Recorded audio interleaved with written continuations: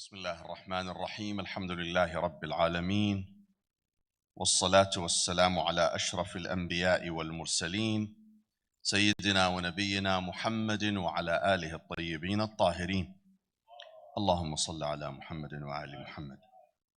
روي عن رسول الله صلى الله عليه وآله وسلم أنه قال: أربع من السعادة، 4 أشياء تجلب السعادة للإنسان، السعادة في هذه الدنيا، يكون سعيد. من متممات السعادة, 4 things that make people serene and happy in their life. 4 things. What are they? المرأة الصالحة, to have a righteous wife. The hadith does not say having a beautiful wife. The hadith says having righteous wife. To have a beautiful wife, that's not an assurance for happiness. Someone may have a beautiful wife, but that's no guarantee that things will go well between them. But the hadith says if you have a righteous wife, a decent wife, a good wife, that will bring happiness, that will bring stability to your house.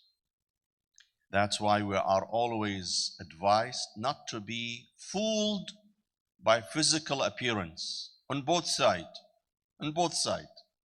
Women should not be tricked with the physical appearance of a man who looks handsome but he is empty from inside, and vice versa. A man should not be deceived by the physical appearance of a woman.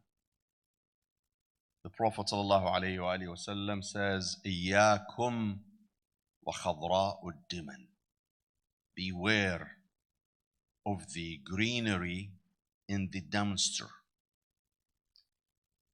What is greenery in the dumpster? قال وما خضراء الدمن يا رسول الله؟ قال المرأة الحسناء في منبت السوء. He was asked, what is the greenery on the dumpster? He says, a beautiful woman, but not from a decent origin. Beware of her. In other words, do not be fooled by the physical appearance. Rather focus on the inner qualities. Is she humble? Is she down to earth? Is she obedient? Is she caring? Is she loving? Those are the qualities we need to seek. But to be tricked by physical appearance, physical beauty will take you nowhere. Al-mar'atu as-salihah, that's number 1.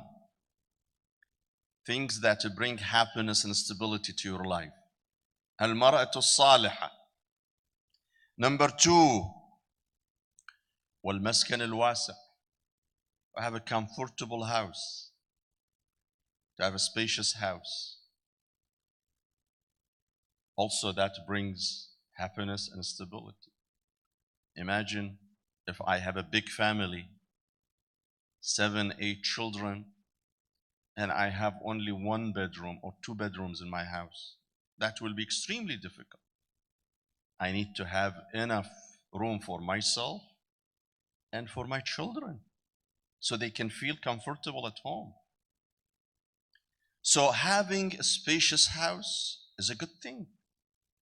Islam is not against having a comfortable house. Islam never says you cannot live in a good and comfortable house. No. قُلْ مَنْ حَرَّمَ زِينَةَ اللَّهِ الَّتِي أَخْرَجَ لِعِبَادِهِ. Who said good things are haram for the good people? No. As long as I am fulfilling all my responsibilities before myself, before Allah subhanahu wa ta'ala, and before people, I can enjoy a beautiful house, a big house, spacious house. If I have enough money and cash, what do I need my money for if I'm not comfortable with my family? If my family is not comfortable, what do I need money for? Some people accumulate money, but they choose to live in a very small, tiny house. So what do you accumulate money for? If you're not enjoying your cash, if you're not enjoying your wealth, what's the point of possessing wealth? Islam says go ahead and buy a big house, spacious house, comfortable for yourself and for your family members, where your kids feel comfortable, spacious enough for everybody in the house. They can breathe, they can move. Number 3, والجار الصالح, to have a good neighbor. If your neighbor is not good,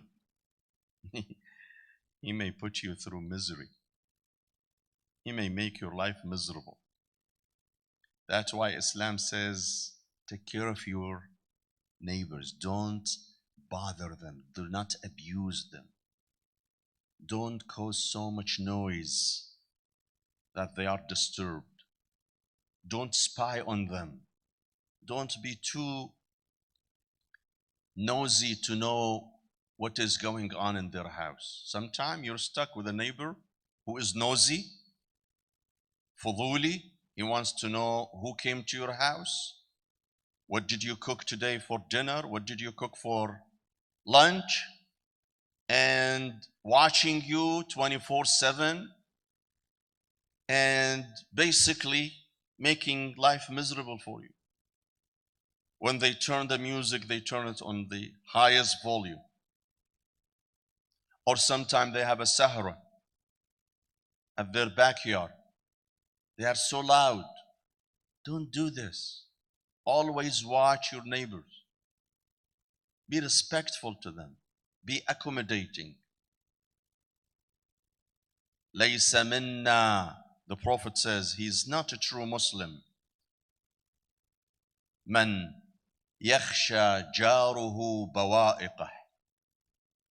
He's not from us. He's not a true Muslim whose neighbor is always bothered by him. وَإِذَا أَنْتَ رَمَيْتَ كَلْبَ جَارِكَ فَقَدْ آذَيْتَ. If you throw stone on your neighbor's dog, this is a breach. This is a violation of your neighbor. Don't. Always be nice to them. Be kind to them. Treat them with respect and dignity. Do not harass them. Never, never at all fight with your neighbor over a parking space. Unfortunately, some people do that. They fight with their neighbors over parking space. Why did you park in front of my house? So what if he parked in front of your house? By the way, if he parks in front of your house in the street, this is not yours. Yeah, he can't park in your driveway. But if he parks in the street, this is not yours. Some people in our community, they make an issue with someone parking right before their house, as if he owns the whole neighborhood. في ناس يتعارك ليش وقفت قدام بيتي؟ ومنو حضرتك انت حتى تزعل يعني؟ ثم انت مشتري الشارع كله؟ انت قد تملك البيت فقط. انت ما تملك الشارع ولا تملك المواقف. ثم وقف. شنو المشكلة؟ ما المشكلة؟ روح شوية انت لي جوا. لا هذا عم يزعجني لانه موقف قدامي وانا بريد اوقف قريب من بيتي. او واحد عامل مجلس ببيته. ما اريد تعمل مجلس. انت شو خصك؟ اعمل مجلس ولا اذا ما اذاك. But if I do a majlis in my house, I'm not supposed to bother my neighbor. I'm not supposed to make my neighbor uncomfortable. Some people have majalis in their house during Ashura or other events.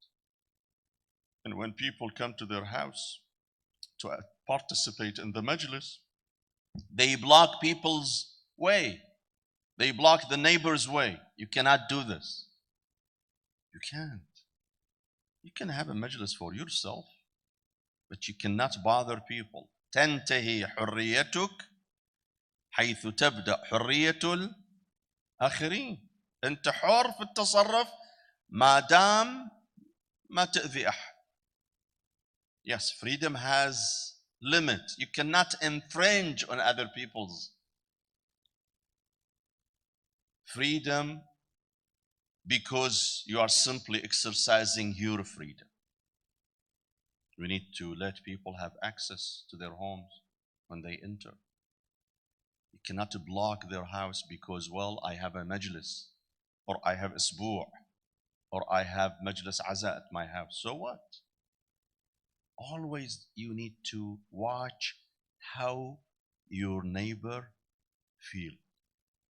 If he feels not so comfortable, this is your problem. So, والجار الصالح, to have a good neighbor. In the contrast, if you have a good neighbor would watch over your house, or watch over your family. They are courteous. They sometimes help when you are in need of help. Having a good neighbor is one factor of happiness, because your neighbor can make you comfortable or can make you miserable. قال رسول الله صلى الله عليه وآله وسلم ما زال جبرائيل يوصيني بالجار حتى ظننت أنه سيورثه. Jibreel, on behalf of God, kept on pressing me on being good to my neighbors. So much so that I thought maybe my neighbor will inherit me just like my family members. So a neighbor need to be respected, need to be accommodated. If your neighbor reaches out to you, if he needs something, don't say no. Don't say no. Today they have guests.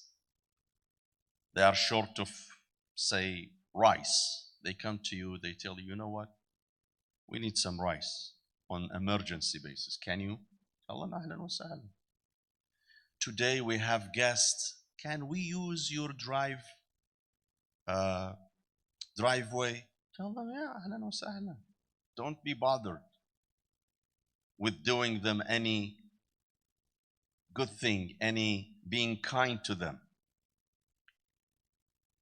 The fourth thing, الأمر الرابع من السعادة, موجبات السعادة, المركب الهني. To have a good transportation. To have a car that takes you to work and bring you without stopping 10 times in the road. But remember, the Prophet says, al-markab al-hani, comfortable transportation. He wouldn't say al-markab al-fakhir. He wouldn't say to be happy or to make you happy is to have a luxurious transportation. To own Mercedes-Benz or Porsche or I don't know the names. 400,000, 500,000. That doesn't make you really happy. That doesn't make you happy. What makes you happy is to have a good car that takes you home and brings you back without stopping the street. It doesn't have to be luxurious. It doesn't have to be that expensive. Sometimes people do not calculate well. I'm not saying it's haram, but for me to throw $300,000 in my car, what's for? When I can have a good car with 10% of that price. 10%. I can buy a good car with 10% of that price, and I give the rest to the poor. I give it to charity. I give it to the orphans. I don't have to drive a car that's worth 300,000. What is going to make me better if I drive more expensive car? Does it going to make me feel better? Does it going to elevate my status in the community? Will people have more respect to me? No. Whether I drive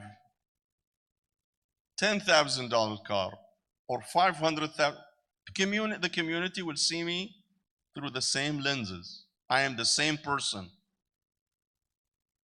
What changes me in the people's eyes and in God's eyes is my akhlaq, my attitude, not my car. Not my car. Don't waste so much time, money, so you can tell people, here I am a very wealthy person. If I can buy a watch that's worth $200 and it is good and it helps me knowing the time, why then I spend $10,000 on my watch? What for? What do I get out of this? No. Some people, in order to tell others that I am wealthy, I'm a big shot, no, I'm wearing a $10,000 watch. Again, I'm not here to say it is haram. If it's your money, if it's not stolen, if you did not earn this money through fraud and a scam, that's yours. You can do that, no problem. But it is morally wrong to put excessive amount of cash on things that I don't need.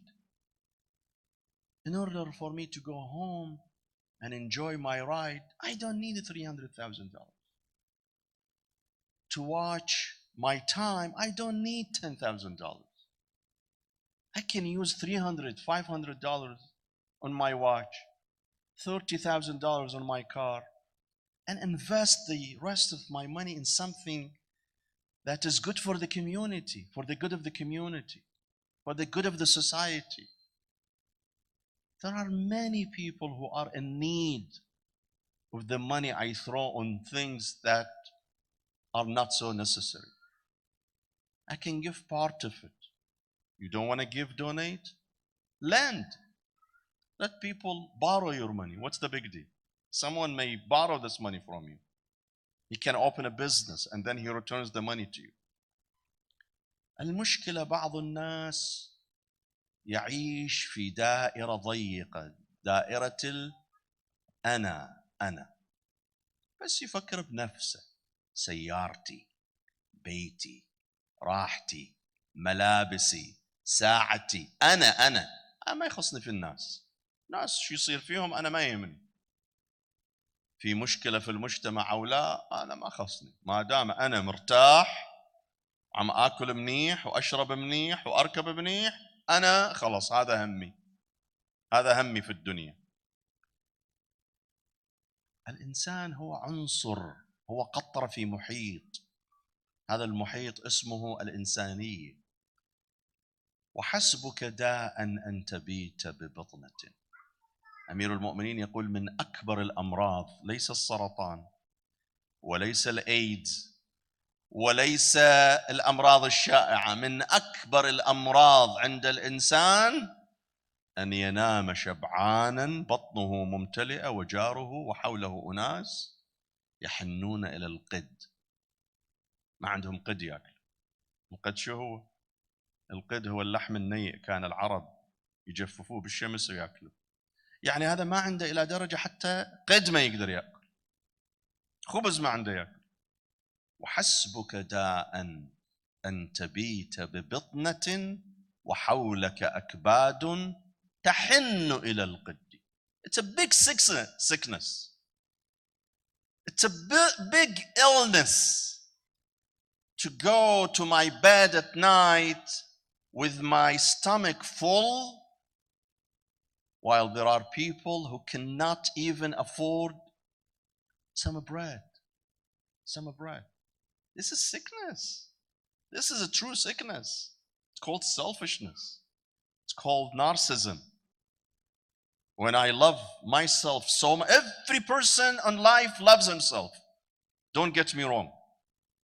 But when I love myself too much, excessively, it becomes a problem. كل إنسان يحب ذاته، ما في إنسان ما يحب ذاته. ولكن بعض الناس يتضخم هذا الحب لأنفسهم إلى درجة لا يرى إلا نفسه بس هو فقط. الناس يصير فيهم أنا ما خصني، يا عمي هذا عائلة فقيرة، أنا شو خصني، خليه يروحون للولفير ياخذوا. يا عمي مو أنت الله معطيك أكثر من حاجتك، خذ الذي تريد. الله قال لك أنا أعطيتك 5، خذ 4 إلك وأعطي 1 للفقير. لا هذا الفقير خليه يروح يبلط البحر. هكذا بعض الناس لا يفكر إلا بمصلحته هو، براحته هو، بلذته هو. أما الناس الفقراء، فقراء أنا شو خصنا فيه، خلي الله يطعميهم. صحيح الله يطعميهم، بس الله قال لك أنا خليت رزقهم في جيبتك، جبت رزقهم إليك، أنت لازم توصل لهم. على كل حال نسأل الله سبحانه وتعالى أن يوفقنا لما يحب ويرضى، وصلى الله على محمد وعلى آله الطيبين الطاهرين.